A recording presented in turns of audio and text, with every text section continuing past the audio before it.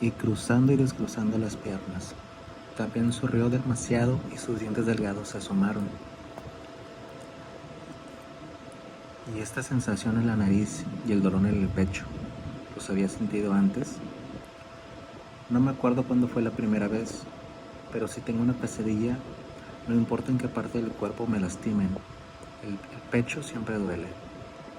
Es como una presión, como si alguien se hubiera sentado encima un buen rato, respondió Emilio. Y además sientes todo más real, como si estuvieras de verdad en ese mundo que sueñas, le dijo para reafirmar. Emilio sintió. El doctor Wilkes tomó de nuevo el montón de hojas de rayas y otras blancas, aunque la mayoría era de cuadrícula, porque la de matemáticas era su carpeta favorita, y buscó el primer dibujo que, según Emilio, había logrado. No tardó mucho, dio con él. Era un rostro planado y deforme, al que le salían unas orejas puntiagudas, ojos alargados y amarillos, la boca abierta con dientes a pedazos, cuarteados y rotos, y la boca con un fondo negro pintado con un crayón con tanta fuerza que esa oscuridad brillaba y casi atravesaba la hoja. Cuando dibujaste este, que es de mis favoritos, por cierto, siguió y mostró algo de emoción, como si fuera un coleccionista de arte ante una pintura carísima y no frente a un dibujo de un niño de primaria. ¿Qué sentiste? ¿Qué pasó antes? Le preguntó con interés genuino. Hasta podría decirse que con una ilusión infantil. Emilio no se había puesto a pensar en ese día en específico. Quizás había ido como cualquier otro, quizás había sido uno como cualquier otro en la escuela, porque 99.9% de sus días en la escuela habían sido prácticamente iguales. De todas formas, repasó junto con el doctor los momentos importantes de ese día. Clases, comida, algo de tarea. Wilkie se esforzó por obtener algo, por encontrar alguna anomalía en el día en que su paciente había sufrido la primera pesadilla. Porque, como le había dicho y explicado en la primera visita, todo lo que pasa en la vida de una persona podría ser un detonante y se usaría para interpretar el sueño. Pero Emilio no iba a decirle la verdad. Todavía le daba vergüenza acordarse de por qué aquel había sido el peor miércoles de su vida. Como no quiso compartir más, no llegaron a nada. Los dos se quedaron callados un rato. Sin embargo, Emilio pensó que tenía que contarle algo. Wilkes no se iba a quedar así. Era demasiado preguntón y entusiasta.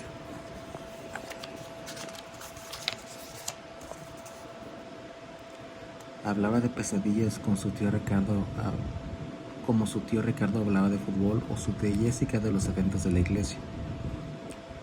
El doctor se le quedó viendo los ojos, como si pudiera leer su mente, y esperó que soltara las palabras.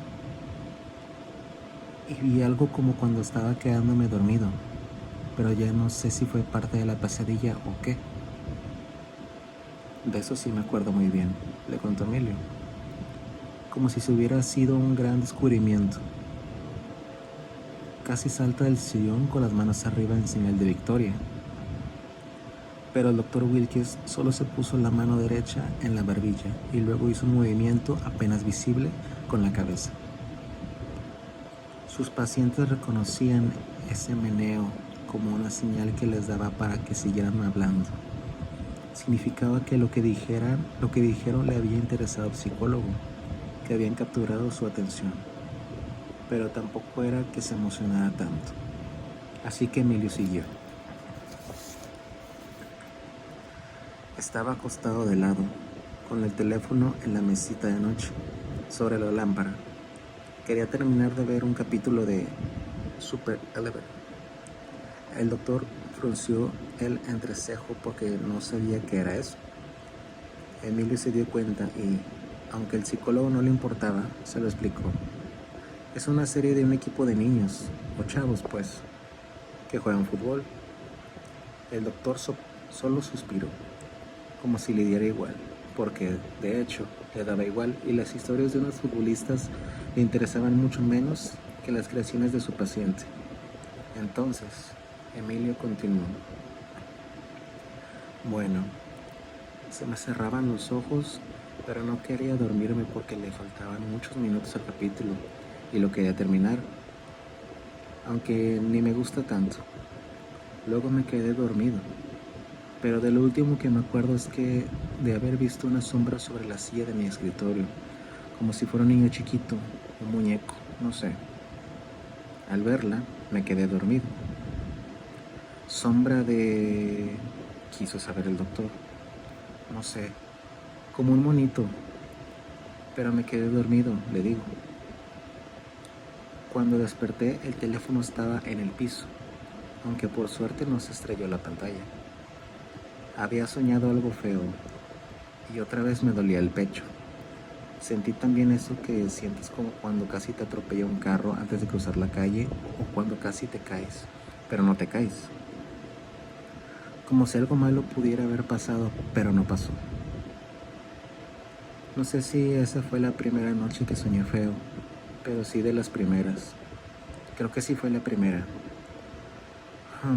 Interesante, muy interesante. Me parece de lo más interesante y hasta podría decir que emocionante.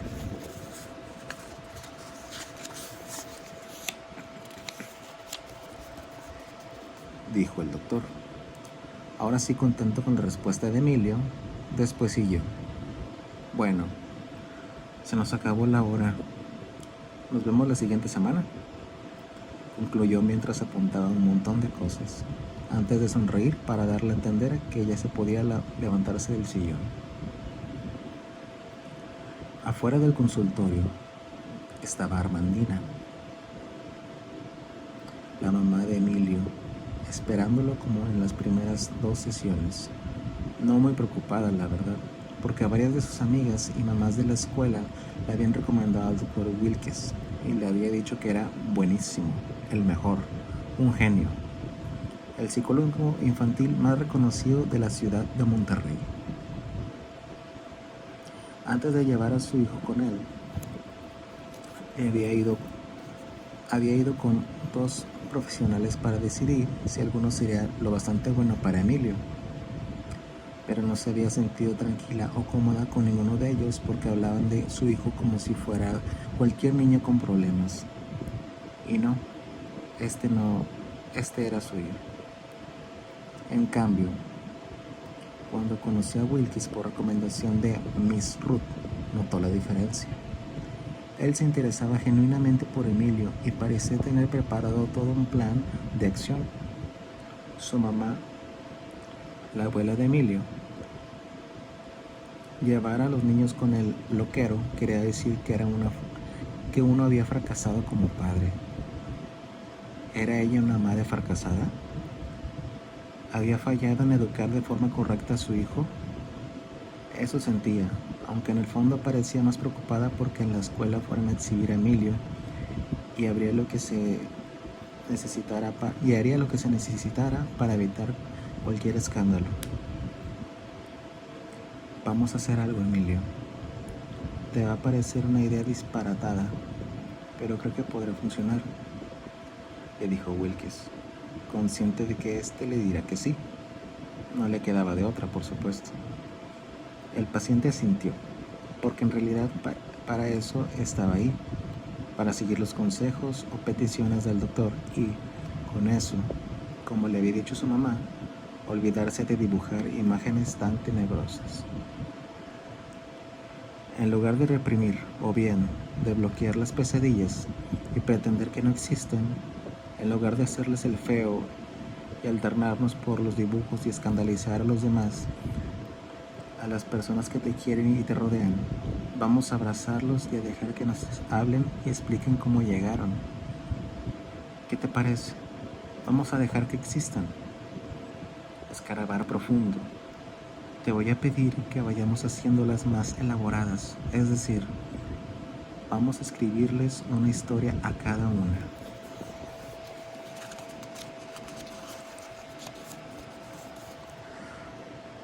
¿Una historia?, preguntó Emilio. Sí, será muy interesante. Cuando te despiertes, vas a recordar parte de la pesadilla, que será algo así como una sola imagen o algo bastante corto. Y tu trabajo será preguntarte qué pasa antes o después. Es darle vida a cada monstruo, ente, fantasma y demonio que ha pasado por tu cabeza. Harás arte, bambino. A Emilio aquello le pareció una locura. Su mamá se iba a escandalizar. Ya la veía metiéndose al consultorio del doctor Wilkes para reclamarle con su típico gritando diciendo, pero con palabras amables, que no lo había llevado a su consultorio para que siguiera haciendo eso que quería detener. Gritando diciendo era un término que Emilio había inventado cuando su mamá no preguntaba, sino que más bien le pedía algo por segunda, tercera o cuarta vez, algo que él no había hecho.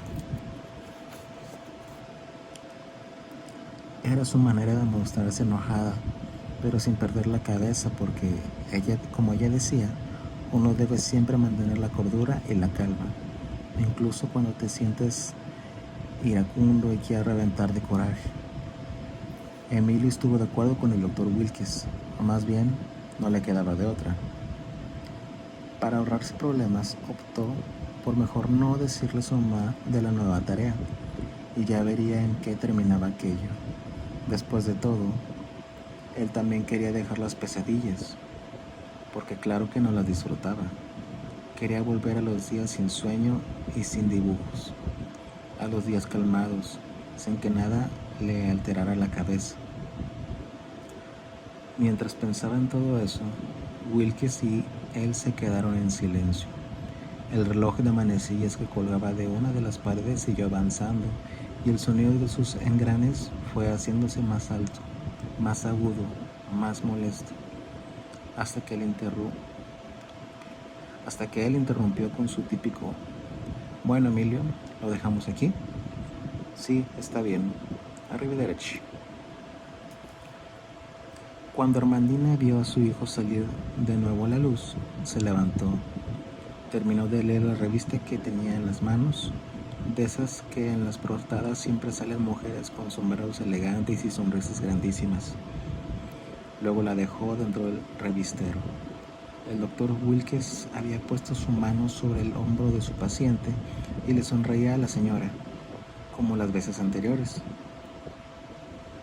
A Emilio le llamaba la atención las pinturas e imágenes enmarcadas que colgaban de las paredes del consultorio.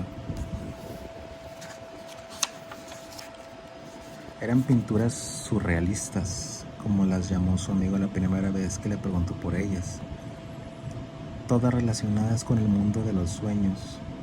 Sin embargo, había una que siempre le provocaba la misma incomodidad o miedo, simple y sencillamente miedo. Era la pintura de un niño, de espaldas sobre un sillón muy antiguo, con los brazos colgando hasta el suelo. Más que dormido, parecía haberse desmayado. Encima de él, en el pecho, un ser de color oscuro veía al frente. Parecía que observaba a Emilio o a quien estuviera mirando la pintura, y, al fondo, podía verse la figura de un caballo negro de ojos muy grandes.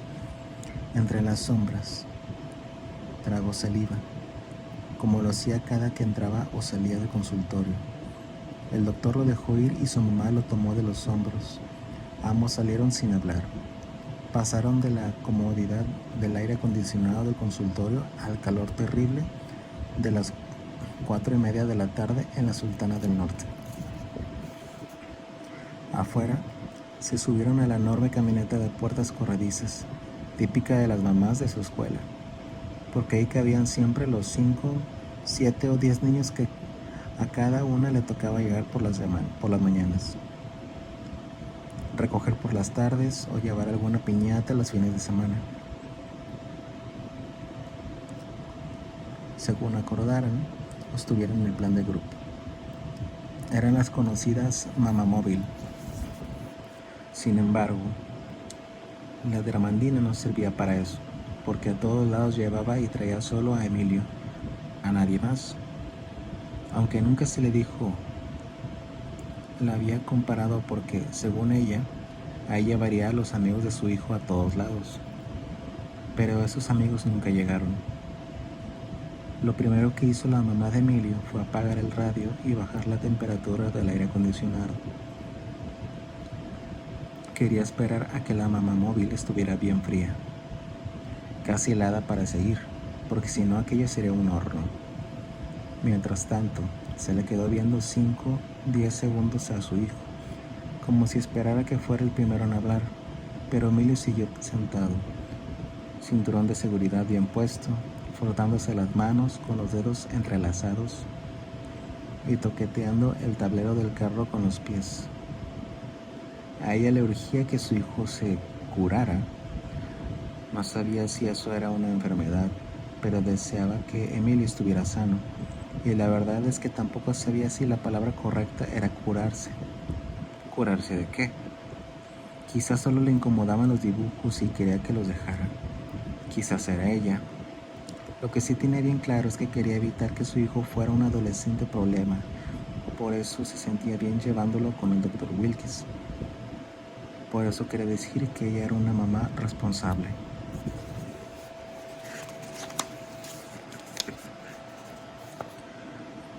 Ante el silencio del niño, Armandina no se molestó, solo arrancó su mamá móvil y esperó unos minutos antes de hablar. ¿Qué te dijo tu amigo?, le preguntó sin voltear a verlo en el primer semáforo en rojo. Nada, nomás me hizo preguntas como siempre, le respondió Emilio, sin verlo tampoco a los ojos. Pero fueron preguntas de tus dibujos. ¿Ya saben por qué? ¿Y de la escuela? Sí, preguntas de la escuela. A lo mejor ahí fue donde aprendiste, en la clase de arte. ¿Cómo se llama tu Miss? ¿Esther? Esa mujer es rarísima. No me sorprendería que con ella, bueno, pero Miss Ruth dijo que no había sido en la escuela y que no entendía por qué empezaste con eso. Ni me gusta la clase de arte. No hago nada ahí, le dijo Emilio.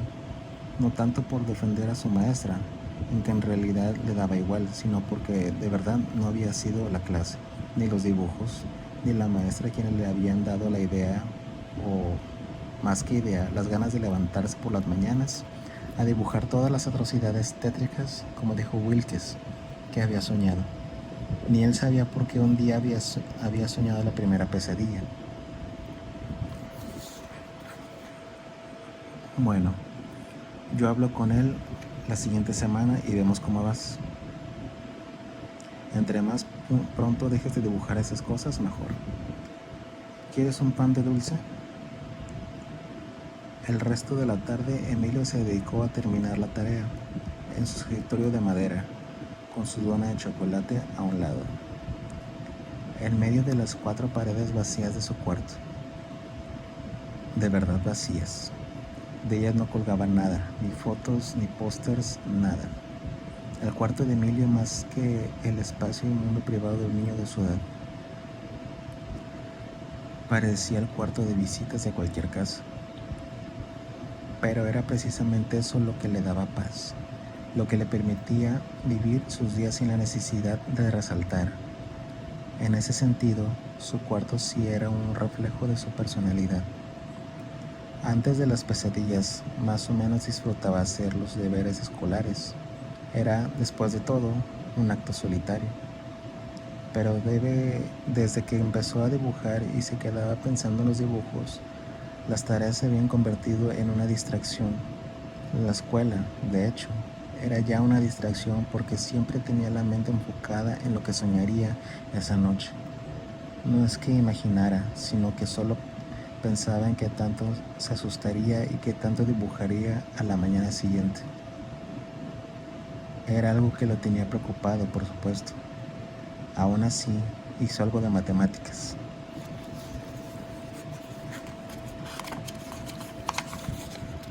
Escribió un resumen para la clase de historia y empezó los primeros apuntes para el proyecto de ciencias que haría solo, sin equipo, porque sí lo había decidido él. Estar solo era la mejor parte de su vida, o al menos así lo pensaba hasta ese momento.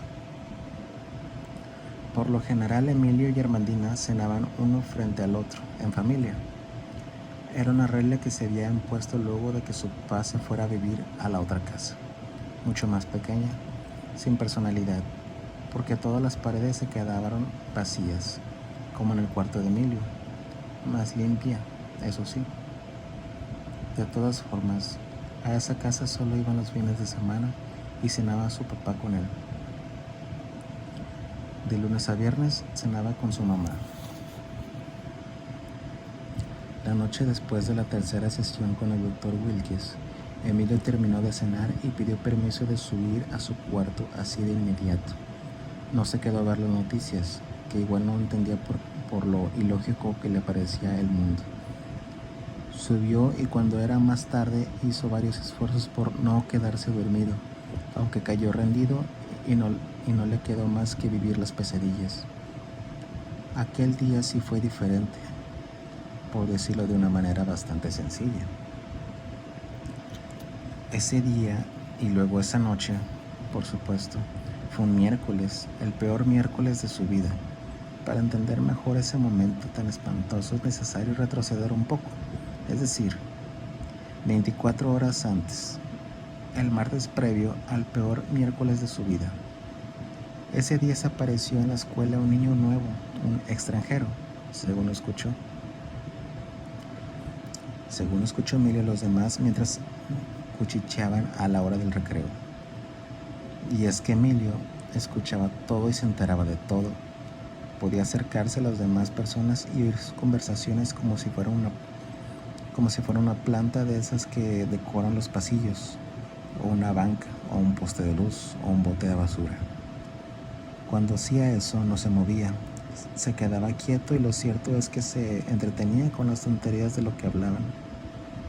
Parecía algo irreal que Emilio Force pudiera acercarse a los demás sin que notaran su presencia.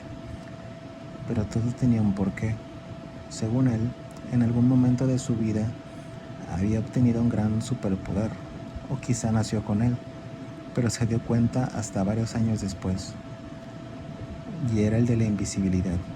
Así es, si él lo decidía, podía conseguir que nadie en el mundo lo viera. Así que podía acercarse bastante a grupos de personas sin que se dieran cuenta. Ni siquiera tenía que andar de puntitas o esconderse detrás de un árbol o una banca si quería escuchar a alguien sin ser visto. Para nada. Solo tenía que caminar sin decir nada, con la cabeza un poco agachada. Concentrarse en que nadie lo viera y detenerse. Junto a quien fuera. Los demás hablarían y seguirían en sus cosas casi sin verlo. Aunque por lo general eran los demás quienes se sentaban muy cerca de él, y ni en cuenta. Llevaba todo el día escuchando los chismes del extranjero, del niño de Chile que había llegado a la escuela pero que habían asignado a otro grupo. Por eso no le tocó verlo entrar a su salón. Así, por otros niños, supo también que era buenísimo para jugar fútbol y que en la escuela anterior se había hartado de meter goles. Hasta que, la verdad, como a Emilio el fútbol en la vida real le daba igual, y también el básquetbol, el béisbol, el tenis y cualquier actividad física que incluyera una pelota, ese dato lo tenía sin cuidado.